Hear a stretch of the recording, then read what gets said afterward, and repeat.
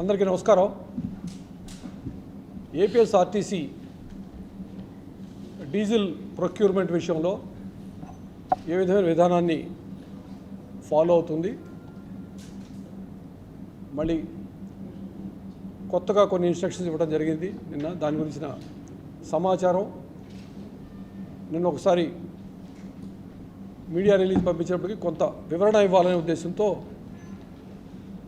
Explanation, కొంత clarification ఇవ్వాలనే ఉద్దేశంతో చెప్తున్నాం. ఇది ఏపీఎస్ఆర్టీసీ బల్క్ కన్జ్యూమర్ కింద, అంటే ఎక్కువ మోతాదులో డీజిల్ని తీసుకోవటం వలన రిటైల్ ప్రైస్ కన్నా మా ప్రొక్యూర్మెంట్ రేట్ ఎప్పుడు తక్కువ ఉంటుంది. అది ఒక్కోసారి కొన్ని డిపోల్లో లీటర్కి 2 రూపాయలు,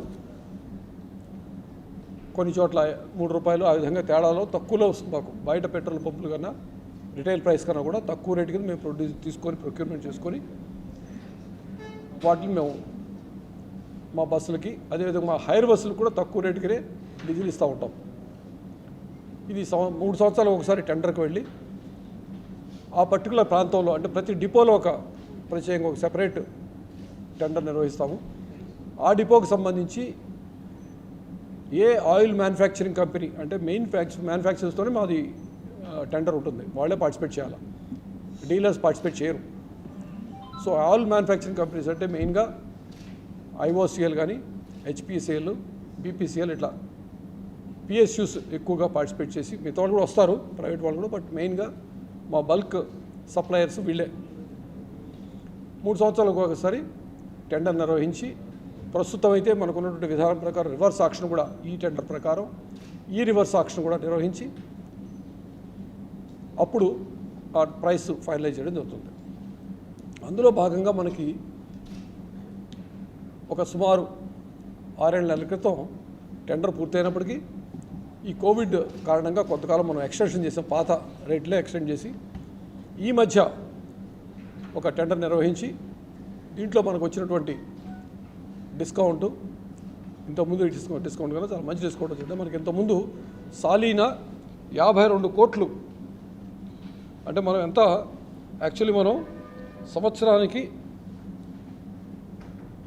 30 lakh కిలోలీటర్లు, అంటే 30 లక్షల కిలోలీటర్లు, అంటే కరెక్ట్గా 30 కోట్ల లీటర్లు, అంటే 3 లక్షల కిలోలీటర్లు మనం కన్జ్యూమ్ చేస్తాం.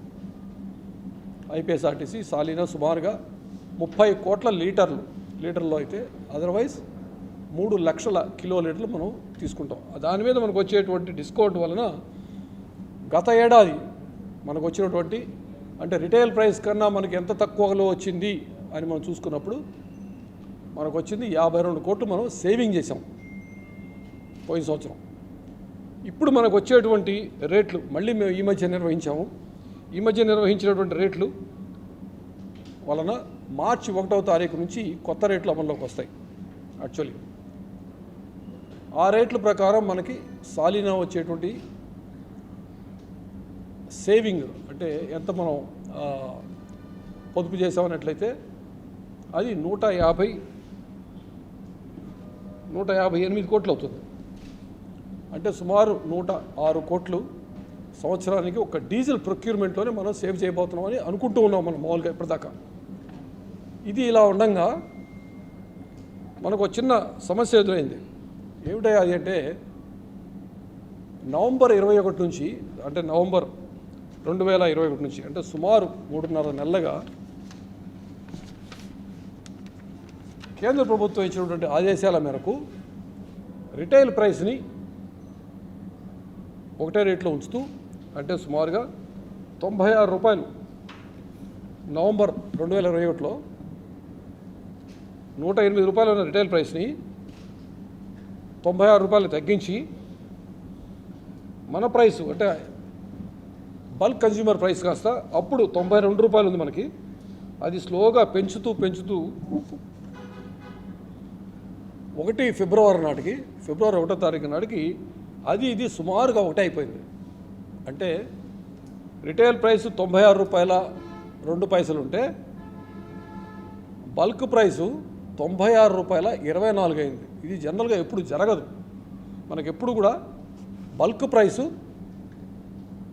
రిటైల్ ప్రైస్ కన్నా తక్కువ ఉంటుంది. న్యాచురల్గా ఎప్పుడైతే కదా మనం ఎక్కువ వస్తువులు కొన్నప్పుడు తక్కువ రేటుకి ఇస్తారు. అటువంటిది బల్క్ ప్రైస్ మనం ఎన్ని కిలోలీటర్లు తీసుకున్నప్పటికీ మన రేట్ ఏమన్నా ఫిబ్రవరి 1వ తారీఖు మీకు ఇస్తాను, నేను మొత్తం క్లియర్గా చార్ట్ ఇస్తాను. ఫిబ్రవరి 1వ తారీఖుకి వాళ్ళది 96 రూపాయల 2 పైసలు ఉన్నప్పుడు రిటైల్ ప్రైస్, మనది 96 రూపాయల 24 పైసలు. అదే చాలా ఆశ్చర్యకరమైన విషయం అనుకున్నట్లయితే 16వ తారీఖు చూసినప్పుడు, అంటే మేము 15 రోజులకు ఒకసారి చూస్తూ ఉంటాం ఎలా ఉంది ఏంటంటే, ఫిబ్రవరి 16వ తారీఖు రేటు చెప్తే మీరు కూడా ఆశ్చర్యపోతారు. అది 96 రూపాయల 2 పైసలు రిటైల్ ప్రైస్ అట్లే ఉంది. బల్క్ ప్రైసు 100 రూపాయల 41 పైసలు అయింది.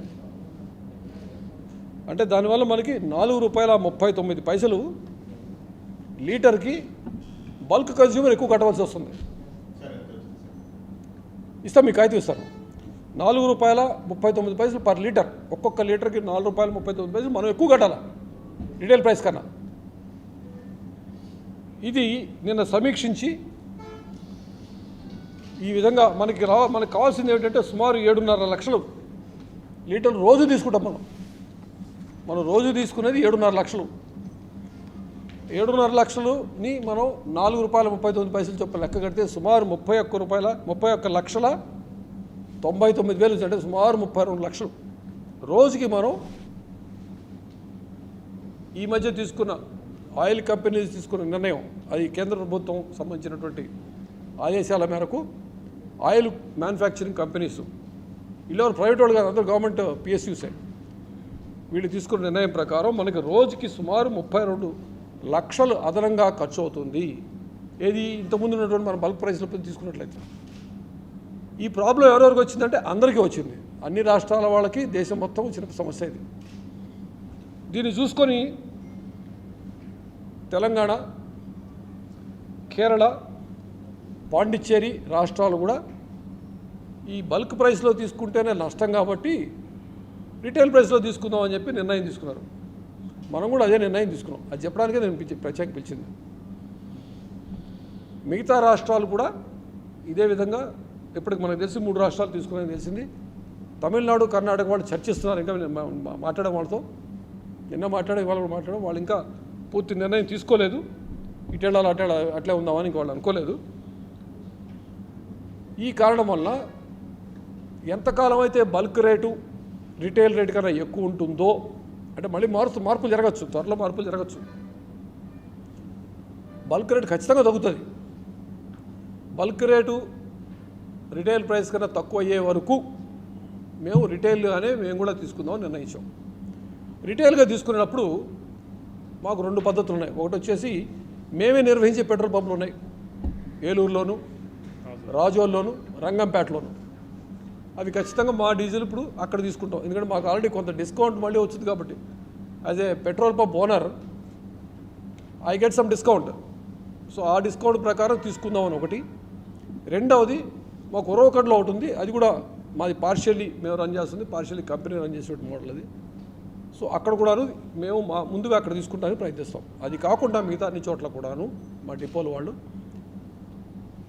ఆ దగ్గరలో ఉన్న ప్రైవేట్ పెట్రోల్ బంక్ని అప్పటికప్పుడు వాళ్ళతో మాట్లాడి, మీరు ఇవాళ ఏ రేటుకి ఇస్తారు అని అడిగి, ఎవరైతే తక్కువ రేటుకి ఇస్తారో ఒక చిన్న కమిటీ ఉంటుంది, ఆ డిపో లెవెల్లో కమిటీ ఉంటుంది. ఆ కమిటీ వాళ్ళు ఒక ఎక్సర్సైజ్ చేసి ఎవరైతే తక్కువ రేటుకి ఇస్తారు, మళ్ళీ అక్కడ ఇచ్చినప్పుడు మళ్ళీ అక్కడ 4 పెట్రోల్ పంపులు అనుకోండి, 4గిట్లో నేను తక్కువకి ఇస్తాను ఒక ఆయన అంటాడు.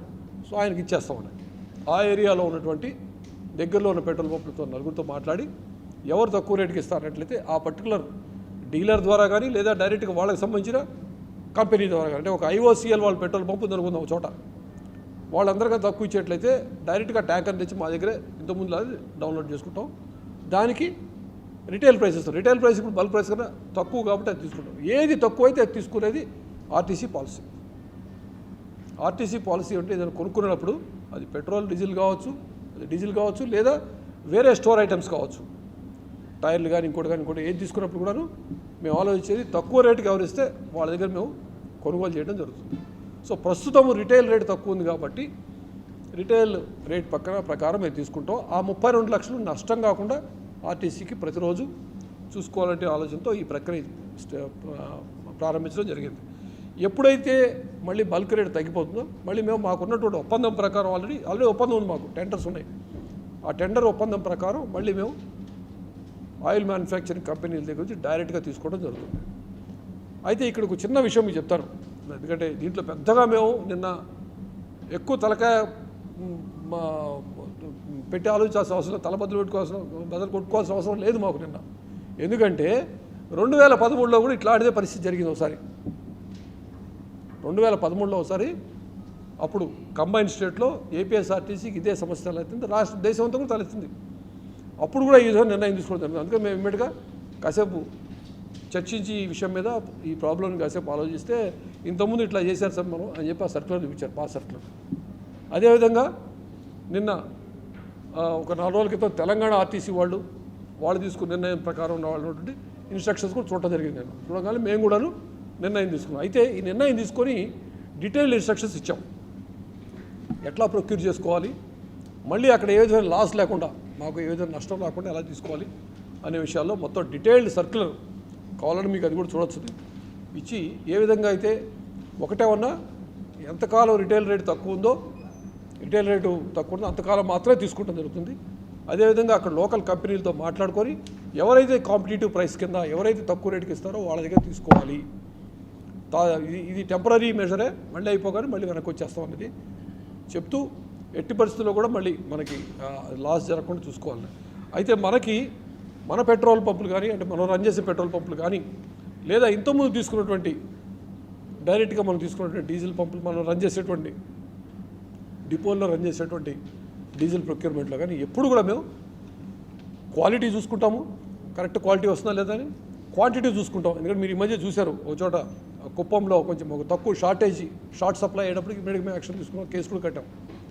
సో క్వాలిటీ ఒకటి చూసుకుంటాం మేము, క్వాంటిటీ కూడా ఎప్పుడు చూసుకుంటాం, ఎంత కరెక్ట్గా వస్తుందో చూసుకుంటాం.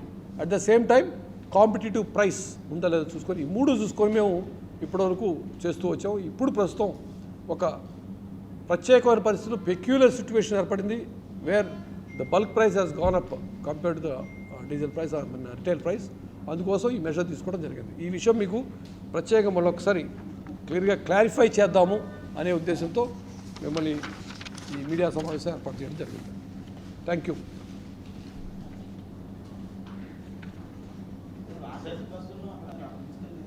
ఏదండి ఏమండి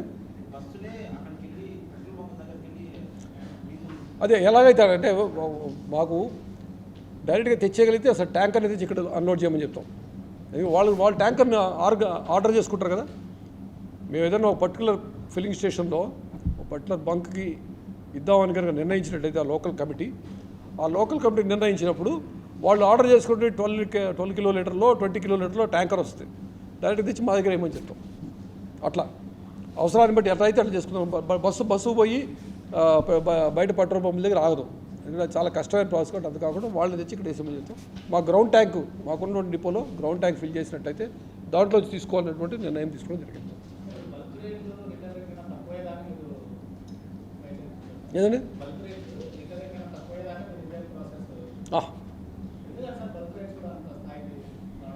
అదే ఇది ఆయిల్ మ్యానుఫ్యాక్చరింగ్ కంపెనీసు తీసుకున్న నిర్ణయం. వారికి బహుశా కేంద్ర ప్రభుత్వం ఆదేశాలు ఇచ్చింటారే కొన్ని, అంటే రిటైల్ ప్రైస్ అనేది కామన్ మ్యాన్కి సంబంధించింది. పెట్రోల్ వేసుకునేవాడు, స్కూటర్లు వెళ్ళేవాడు, మోటార్ సైకిల్ వెళ్ళి కార్లు వెళ్ళేవాళ్ళంతా చేసుకుంటారు. సో సగటు మనిషికి ఇబ్బంది కలగకూడదు.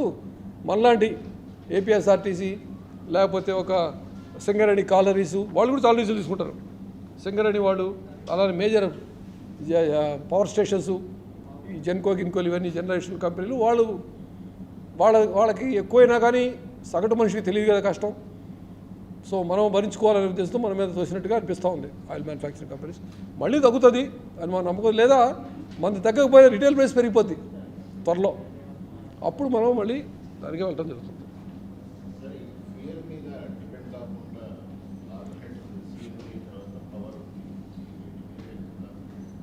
ఇది దేశవ్యాప్తంగా నేను చాలామందితో కూడా మాట్లాడాను, మిగతా ఆర్టీసీలు ఎట్లా చేస్తున్నాను. చిన్న దూరాలు అంటే ఒక ఎలక్ట్రిక్ ఒక ఎయిర్పోర్ట్లోనో లేదా దగ్గర ప్రదేశాల్లో తప్పించి లాంగ్ డిస్టెన్స్ ఎలక్ట్రిక్ వెహికల్స్ మన ఇండియాలో ఇంకా ప్రాచుర్యంలోకి రాలేదు. అయినప్పటికీ మనం తిరుపతి కేంద్రంగా పెట్టుకొని తిరుపతి తిరుమల ఘాట్ సర్వీసు, అదేవిధంగా తిరుపతి, మదనపల్లి, తిరుపతి ఇంకా కొన్ని మనం అనుకున్నాం కదా, కొన్ని ప్రదేశాలకు మాత్రం నెల్లూరు అంటే నెల్లూరు, మదనపల్లి, కడప ఈ 3 ప్రాంతాలకు కూడాను మనం ఎలక్ట్రిక్ బస్సెస్, విద్యుత్ బస్సులు నడపడం కోసం టెండర్ ఫైనలైజ్ చేశాము. ఇంకొద్ది రోజుల్లో ఫస్ట్ ప్రోటోటైప్ వెహికల్ మళ్ళీ రన్ అవుతుంది. అంటే ఆల్రెడీ ట్రయల్ అయిపోయింది, మళ్ళీ ఒకసారి రన్ అవుతుంది. ఆ తర్వాత అంచెల వారీగా మొత్తం ఈ 100 బస్సులు కూడా త్వరలో అమల్లోకి వస్తాయి. ఇది కాకుండా మనం యాక్చువల్లీ రైట్ నౌ ముఖ్యమంత్రి గారు కూడా చెప్పారు, మనకున్నటువంటి ఒక ప్రయోగాత్మకంగా కొన్ని డీజిల్ బస్సుల్ని, ఈ ప్రయోగం చాలా దేశవ్యాప్తంగా జరుగుతూ ఉంది, మిగతా వాళ్ళు కూడా మిగతా ఆర్టీసీలు కూడా చేస్తున్నారు. డీజిల్ బస్సుల్ని కన్వర్ట్ చేసి ఎలక్ట్రిక్ బస్సులు చేసినట్లయితే ఎంత ఖర్చు అయినా దానికి ఇంటీరియర్ అదంతా చేసినట్లయితే మళ్ళీ కంఫర్ట్ ఏం తగ్గకుండా ఆ డీజిల్ ఇంజిన్ తీసేసి దాని బదులు ఎలక్ట్రికల్ ఇంజిన్, బ్యాటరీలు అవి అమర్చి మంచి హై క్లాస్ వెహికల్ లాగా పెట్టి చేయాలనేటువంటి ఆలోచన అందరూ ఆర్టీసీలు అనుకుంటున్నాం. కానీ ఎవరు సరిగా ముందుకు రావట్లేదు. ఇదంతా సక్సెస్ అవుద్దనే విషయంలో కంపెనీలు వాళ్ళతో మేము మాట్లాడుతున్నాము. వీళ్ళని త్వరలో ఒక పైలట్ ప్రాజెక్టు కింద సుమారు ఒక 100 బస్సులు కన్వర్షన్ చేస్తాం. అప్పుడు మనకి డీజిల్ రేట్ ఎంత పెరిగినా ఎలక్ట్రిసిటీ రేట్ ఏమో తగ్గుద్ది, కానీ అంతగా పెరిగే అవకాశం కూడా లేదు. మాకు అంతగా అనిపించలేదు. కొంచెం పెరిగినా కూడా పెద్ద ప్రాబ్లం లేదు. పర్యావరణానికి ఇబ్బంది లేకుండాను, అదేవిధంగా క్వాలిటీ ఆఫ్ బస్ కానీ క్వాలిటీ ఆఫ్ ట్రావెల్ బాగుండే విధంగా వీళ్ళని త్వరలో ఆ ప్రయోగం చేపట్టబోతున్నాము. అంటే కొత్త బస్సులు కొన్నట్లయితే మనం పూర్తిగా మెయింటైన్ చేయగలమా లేదా అనే దాని ప్రకారం ప్రస్తుతం మేము 100 బస్సులు తిరుపతిలో తిరుపతి కేంద్రంగా పెట్టిన 100 బస్సులు కూడాను అవి జీసీసీ రేట్, అంటే గ్రాస్ కాస్ట్ కాంట్రాక్ట్ అంటారు. అంటే హైర్ పద్ధతి ప్రకారం ఉంటుంది. అంటే కిలోమీటర్ కింద చొప్పున ఇస్తాము. ఆ బస్సు మెయింటెనెన్స్ కానీ దాని ఛార్జింగ్ కానీ ఇంకోటి అంతా వాళ్ళ మీదే ఉంటుంది. ప్రస్తుతం మనకు అంత టెక్నాలజీ మన దగ్గర లేదు కాబట్టి దాన్ని ఒప్పుకుంటాం. బట్ వీళ్ళని త్వరలో ముందు డీజిల్ బస్సుని కన్వర్ట్ చేసేటువంటి ప్రక్రియ పైలట్ ప్రాజెక్ట్ స్టార్ట్ చేస్తాము. అదేవిధంగా అవసరమైతే కొత్త ఎలక్ట్రిక్ బస్సులో, ఎందుకంటే త్వరలో మార్కెట్ మారుతుంది, పరిస్థితులు మారుతుంది. ప్రత్యామ్నాయ ఇంధనం ఉన్నట్లయితే ఖచ్చితంగా డీజిల్ రేట్ ఎంత పెరిగినా మనకు ఆ ఇంపాక్ట్ మన మీద కూడా మనం దాన్ని తప్పించుకోగలుగుతాం. ఆలోచన అవుతుంది.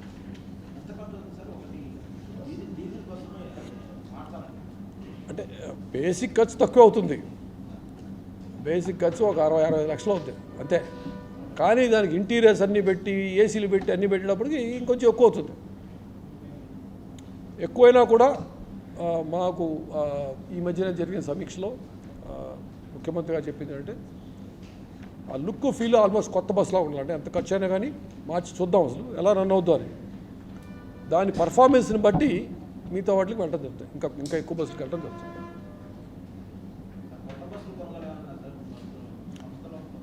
ప్రస్తుతం ఇమ్మీడియట్గా అనుకోవట్లేదండి, చూస్తాము. ఇంకొక విషయం ఈ సందర్భంగా చాలామంది ఈ మధ్య కొంచెం ఆందోళన చెందుతున్న విషయం చెప్దామని, ఈ మధ్యన ఒకసారి కారుణ్య నియామకాల విషయంలో కొంతమంది చనిపోయిన వారి ఉద్యోగులు, ఆర్టీసీ ఉద్యోగుల పిల్లలు వచ్చి రిప్రజెంటేషన్ ఇవ్వడం జరిగింది. వాళ్ళు చాలా ఆందోళన చెందుతున్నారు. ఎందుకంటే మనం 2015 డిసెంబర్ వరకు చనిపోయిన వాళ్ళందరి పిల్లలకు ఉద్యోగాలు ఇవ్వడం జరిగింది. తర్వాత ప్రభుత్వంలో విలీనమయ్యాక జనవరి 1, 2020 నుంచి కూడాను న్యాచురల్గా గవర్నమెంట్ రూల్స్ వర్తిస్తాయి కాబట్టి ఇచ్చేయచ్చు, కోవిడ్ విషయంలో కానీ నాన్ కోవిడ్ కానీ. ఆ మధ్యలో జరిగిన 4 సంవత్సరాలకి ఏమిటి అని వాళ్ళు కంగారు పడుతూ ఉన్నారు. ఎందుకంటే పూర్తి చేయాలి మనం ఆర్టీసీలో. అప్పట్లో వాళ్ళు ఈ మధ్య 1-2 సార్లు రిప్రజెంటేషన్స్ ఇవ్వడం, ఆందోళన చెందడం, ధర్నాలు చేయడం కూడా జరిగింది. ఈ మధ్యనే జరిగిన సమీక్షలో ముఖ్యమంత్రి గారు అంగీకరించి వారందరికి కూడాను కారుణ్య నియామకాలు చేపట్టండి అని చెప్పారు. అందులో ఫస్ట్ ప్రయారిటీ కింద ఎలిజిబిలిటీ ఉన్న వాళ్ళందరికీ విలేజ్ ఆర్ వార్డ్ సెక్రటేరియట్లో వాళ్ళకి ఎలిజిబుల్ ఉద్యోగం పొందడం.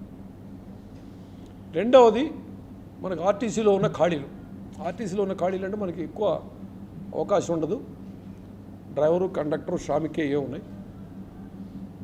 అట్లా జూనియర్ అసిస్టెంట్ కూడా ఇప్పుడు ఇవ్వచ్చు అని చెప్పారు. ఇప్పుడు ప్రస్తుతం కాబట్టి ఇవ్వచ్చు. అది ఈ 2 కేటగిరీలు కాని వాళ్ళు అంటే ఎక్కువ చదువుకోని వాళ్ళు లేకపోతే ఇంకా ఏదైనా అర్హతలు విద్యార్హత లేని వాళ్ళ పూర్ణంతా కలెక్టర్స్కి పంపించమన్నారు.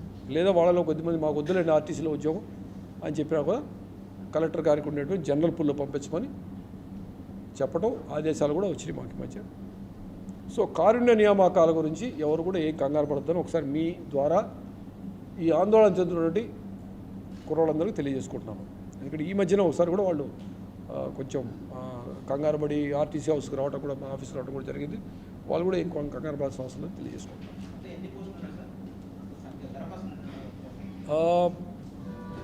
1500 ఉంటా అన్ని కలిపి పాత కొత్త అన్ని కలిపి సుమారు 1500 ఉంటారండి. అందరు కూడా ఇచ్చేమన్నారు, అందరికి ఇచ్చేమన్నారు. యాక్చువల్లీ అప్పుడు ఉన్నవాళ్ళైతే 800 చిల్లర అంత ఉన్నారు, 800-900 చిల్లర ఉన్నారు. ఇది ఆ 4 సంవత్సరాలు అవి ప్లస్ ఇప్పుడు వచ్చినాయి అన్నీ కూడా కలిపితే 1500 దాకా ఉంటాయి. అన్నీ కూడా ఫిల్ చేసేస్తాం. సో వీలైనంత త్వరలో కారుణ్య నియామకాలు అందరికీ ఇంకా ఎప్పుడు చనిపోయారని చూడకుండా 15 వరకు ఆల్రెడీ క్లోజ్ చేసాం మేము. 16 జనవరి నుంచి 2016 జనవరి నుంచి 2019 డిసెంబర్ వరకు అంటే 4 సంవత్సరాల పాటు అప్పుడు మృతి చెందినటువంటి ఆర్టీసీ ఉద్యోగుల పిల్లలందరికీ అదేవిధంగా విలీనం తర్వాత ఎలాగ ఉంటుంది అది కూడాను అన్నీ కూడా చెప్పడం జరుగుతుంది. ఏమండి మెడికల్ అన్ఫిట్ అయిన వాళ్ళకి విలీనం తర్వాత మాత్రం ఆ స్కీమ్ ఉంది. అంతకుముందు ఏపీఎస్ఆర్టీలో ఆ స్కీమ్ లేదు. కాబట్టి విలీనం తర్వాత మెడికల్ అన్ఫిట్ అయిన వాళ్ళ పిల్లలు కూడాను కంపెన్షన్ అపాయింట్మెంట్ ఉంటుంది. అంటే గవర్నమెంట్ ఎంప్లాయీయే కదా ఆయన. సో గవర్నమెంట్ మిగతా డిపార్ట్మెంట్లకు వర్తించేటువంటి రూల్స్ అన్నీ కూడా పీటీడీ ఎంప్లాయీస్ లేదా ఏపీఎస్ఆర్టీసీ ఎంప్లాయీస్కి వర్తిస్తుంది. కాబట్టి 1/1/20 తర్వాత జనవరి 1, 2020 తర్వాత మెడికల్ అన్ఫిట్ అయిన వాళ్ళ పిల్లలకి మాత్రం ఈ స్కీమ్ ఉంటుంది. అంతకుముందు వాళ్ళకి అడిషనల్ మానిటరీ బెనిఫిట్ అంటారు, అది ఇచ్చేసి కేసెస్ క్లోజ్ చేయవలసిందిగా తెలియజేశారు.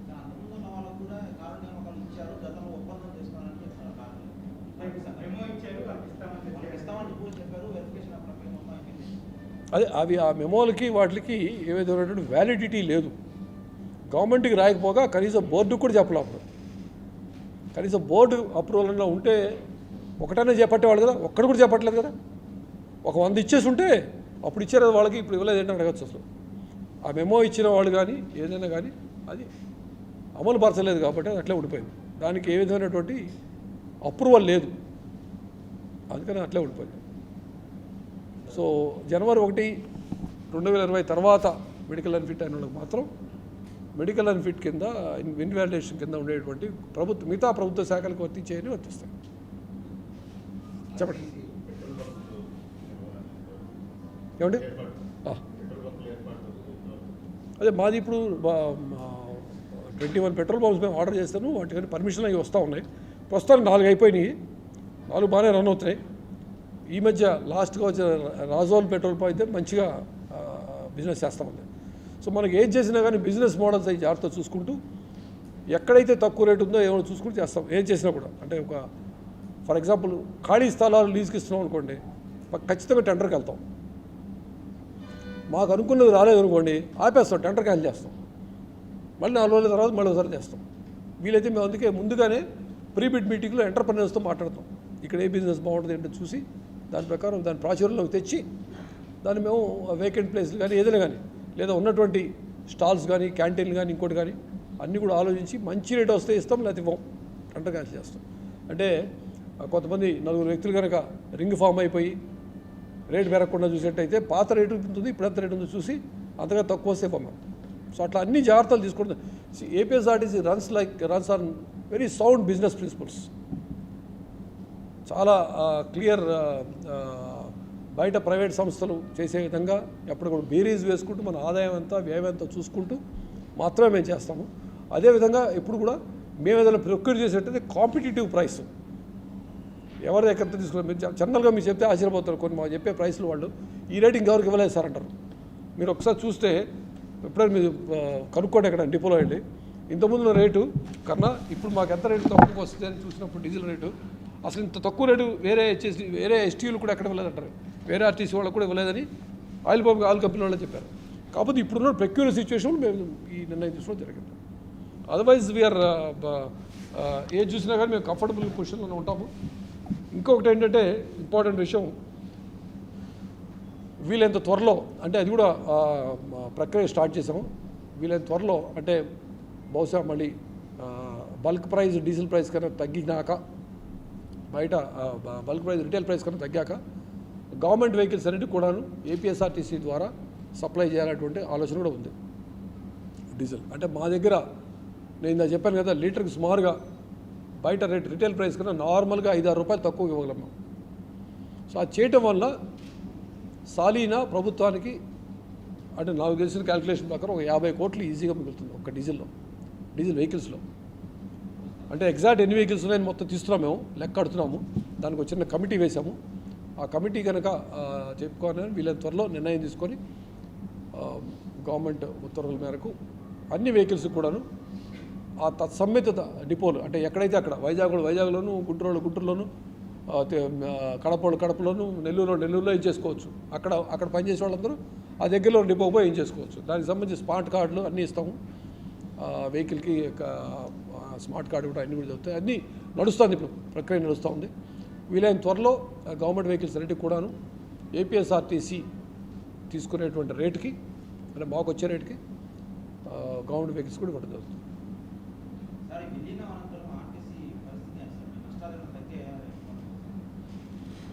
నష్టాలు తగ్గుతూ ఉన్నాయి, ఆదాయం పెరిగింది. ఇన్ఫ్యాక్ట్ మీరు అడిగట్లయితే ఈ మధ్య మాకు గత 2-3 నెలల్లో పరిస్థితి చాలా ఇంప్రూవ్ అయింది.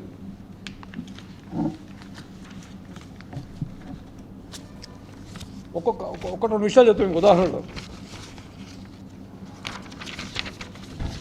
కోవిడ్కి ముందు అంటే 2019-20 సంవత్సరానికి, కోవిడ్కి ముందు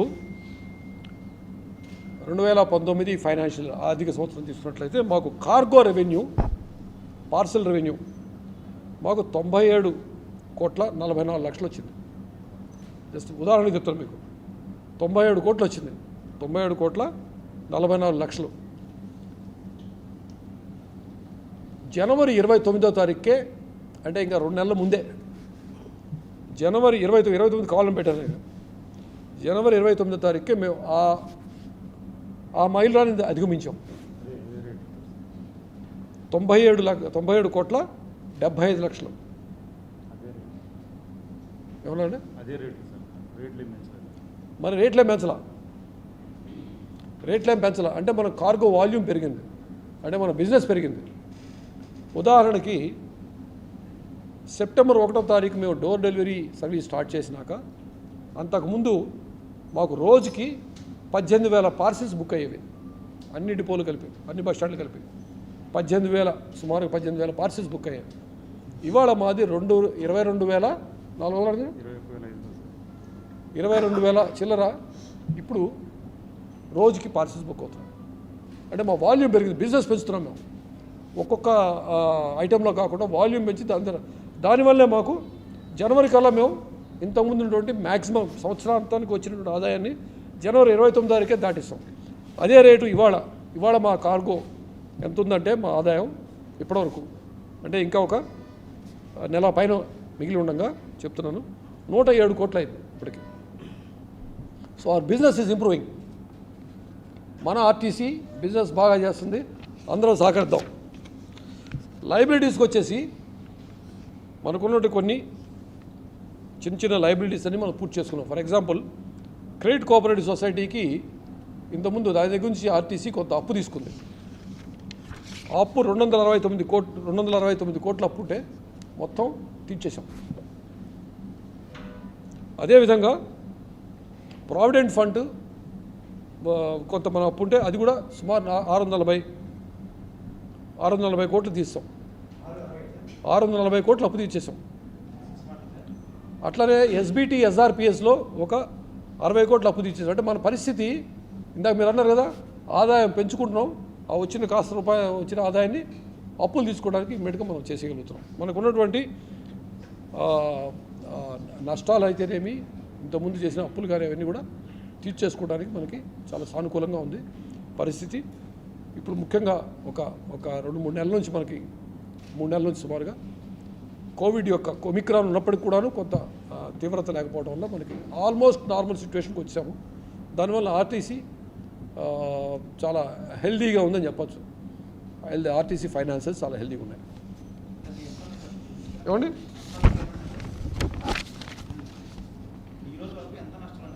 పూర్తి నష్టాలు లైబిలిటీస్ వద్దులేండి, ఎందుకంటే అదంతా ఎందుకు చెప్తున్నా కదా, కొన్ని అప్పులే తీస్తున్నాం, బ్యాంక్ లోన్లు ఉంటే కొన్ని తీస్తాం. అది మొదటి నుంచి ఉన్నాయి, వాళ్ళు వచ్చినాయి కాదు. 20 సంవత్సరాల నుంచి మనం ఉంది, వాళ్ళు ఒక్కరోజు వచ్చింది కాదు, అని తెచ్చుకున్నాం. అంటే what I'm trying to say is, ఇది మన ఆర్టీసీ, మన సంస్థ, మనం దాన్ని ఎలాగా ఆదరించాలి, ఎలాగా గట్టెక్కేట్ చేయాలి అని మీరందరూ, ప్రజలందరూ కూడా మమ్మల్ని ఆదరించి ఆర్టీసీని కనుక పూర్తిగా లాభాల బాటలో నడిపించినట్లయితే బాగుంటుంది మనస్ఫూర్తిగా కోరుకుంటున్నాను.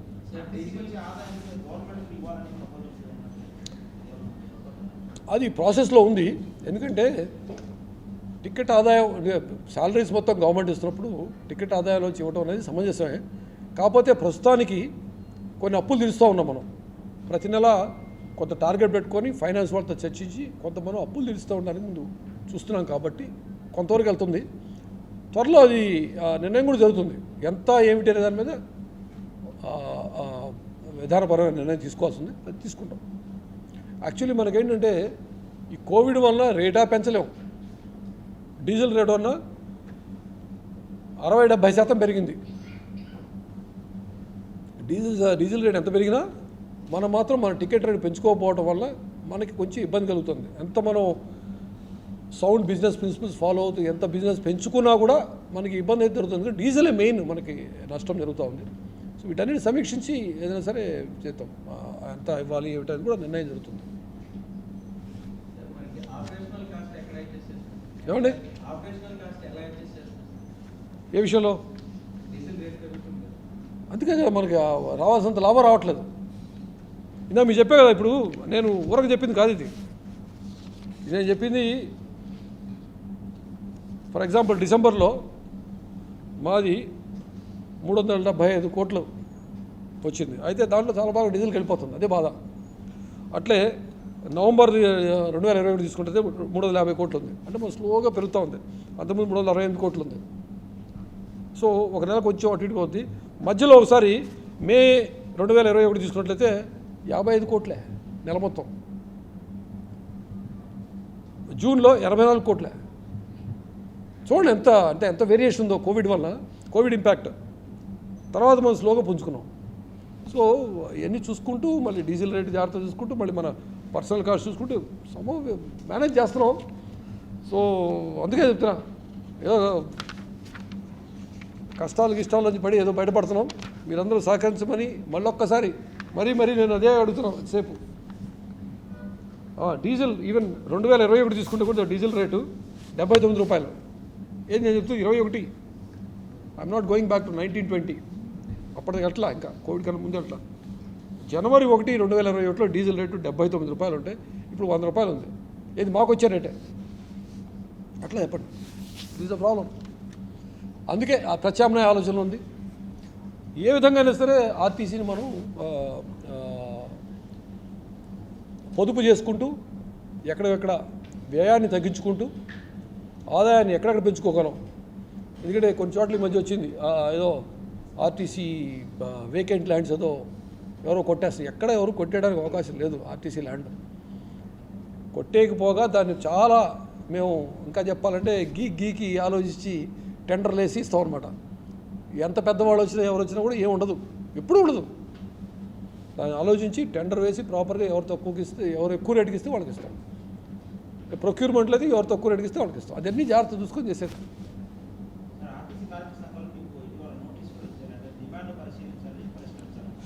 అందులో ఒక భాగం నేను చెప్పింది ఈ కార్మిక నియామకాలు. ఇట్టండి అని తెలిసి తెలియక రాస్తుంటారు. మేము చెప్తుంటే వినరు. రాయాలి కదా మరి. 11 పేజీలు 11 పాయింట్లు ఉండాలా. 10 పాయింట్లు తక్కువ ఉంటే బాగుంటుంది వాళ్ళకి. వెళ్తే జీతంగా పోతే అప్పుడు తెలుస్తుంది ఏముంది. ఇప్పుడు గవర్నమెంట్ ఇస్తుండే తెలియట్లా. ఫర్ ఎగ్జాంపుల్ కార్మిక నియామకాలు చెప్పారు మీకు ఇప్పుడే. It's not small thing. వాళ్ళు అడిగిన వాటిలో అది ఒకటి ఉంది. ఇంకొకటి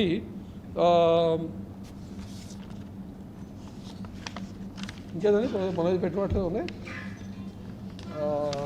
పెట్టారు revise pay scales revise pay scales 2017 ని వర్తించమన్నారు. అది మనం స్టార్ట్ చేసాం యాక్చువల్లీ. అందులో రిటైర్మెంట్ పెరిగేటప్పుడు రిటైర్ అవుతున్నకి చేద్దాం అనుకున్నాం. రిటైర్మెంట్ అయినప్పుడు కొంచెం అవుతుంది అది. అంతేగాని అన్నిటికీ నిర్ణయాలు తీసుకున్నాం. అది పూర్తిగా తెలియక, లేకపోతే ఫర్ ఎగ్జాంపుల్ ఇప్పుడు మొన్న నేను పిలిచి చెప్పాను వాళ్ళకి, బాబు మనకి అసలు ఎక్కడున్నో మనకు పే స్కేల్ పెరిగిందో లేదో తెలియదు, ఇంకా అప్పుడే ఎందుకు పోతాను హడావిడికి పోయారు. మళ్ళీ మన్నాడే స్టేట్మెంట్ ఇచ్చారు, మా పే స్కేల్స్ ఎక్కడుందో తెలియదు మాకు, ఇంకా అది వచ్చాక అప్పుడు మేము నిర్ణయం తీసుకున్నాం. అదే సేమ్ నేను చెప్పింది ముందే వెళ్ళకముందే చెప్పాను కదా, అటువంటి మీకు కూడా చెప్పాను, వెళ్ళొద్దు అని చెప్పేసి వెళ్ళారు. అదేవిధంగా ఇంకొకటి ఉంది మాకు, ఏ ఎంప్లాయీ ఏ స్కేల్లోకి వస్తాడు ఈక్వలైజేషన్ ఆఫ్ అనేది అన్నారు. ఏదో తెలుగులో ఈక్వలైజేషన్ ఆఫ్ కార్డ్స్ ఏదో సమాన స్కేల్లో రాశారండు 10 పాయింట్లో. అదే ఇచ్చారు కదా ఏదండి, స్థిరీకరణ అది ఉంది. స్థిరీకరణ కాదని ఉంది కరెక్ట్గా. ఎనివే అది అవుతుంది ఇప్పుడు. Everything is being done. వచ్చేలోపే కంగారు అయితే అట్లా, అది ఉద్యోగ సంఘాలు కానీ ఎవరైనా కానీ మళ్ళీ పిలిచి చెప్తున్నాం. ఎనివే మళ్ళీ ఒకసారి పిలిచి వాళ్ళకి ఎక్స్ప్లెయిన్ చేస్తాము విషయాలన్నీ. ఇప్పుడు ఈ కారుణ్య నియామకాలు అది ఇంకోటి కంగారు పడితే కావు కదా, అది ఒక్కొక్కటి రాయాలా, అప్లికేషన్ పంపించాలి, ప్రపోజల్ గవర్నమెంట్ యాక్సెప్ట్ చేసి వస్తుంది మనకి. అప్పట్లో కంగారు పడటం హడావుడి పడాల్సిన అవసరం లేదు. వాళ్ళందరూ కూడా మరొకసారి వాళ్ళకు కూడా తెలియజేస్తున్నాను, ఇవన్నీ కాసేపు పక్కన పెట్టేసి వారి విధులు వాళ్ళు సరిగా నిర్వర్తించినట్లయితే ఈ సంబంధించిన విషయాలన్నీ నేను పోయి ఎవరెవరితో కొట్లాడాలో, ఎవరెవరితో బతిలాడుకోవాలో, ఎవరెవరితో మాట్లాడి అంటే గవర్నమెంట్తోనూ చేయాలి కదా, మరి గవర్నమెంట్తో మాడుకోవాలా, ఎన్నో పాటది గవర్నమెంట్. సో గవర్నమెంట్కి నివేదిక పంపించి, ప్రపోజల్ పంపించి వాటికి సంబంధించి అన్నీ తీసుకొస్తాం. ఆ లోపు ఎవరి పనులు వాళ్ళు చేయాలి ముందు. అంతేగాని అన్నీ మానేసి మళ్ళీ ఒకసారి ఉద్యమాలు చేస్తే ఏమవుతాయి? అవన్నీ ప్రపోజల్ పోవాలో రావాలి మనకి. గవర్నమెంట్లో భాగం కదా మనం. We not suppose to do strikes no. ఇంతకుముందు ఎప్పుడో ఉన్నాయి ఒప్పందాలు, అదేంది కార్మికులు యాజమాన్యం. నేను యాజమాన్యమే కాదు, ఆయన కార్మికుడు కాదు చెప్తూనే ఉన్నావు పక్కన. ఇంకా అనుకుంటే అట్ట అది లేవు. ఇక ఎనీథింగ్ ఎల్స్?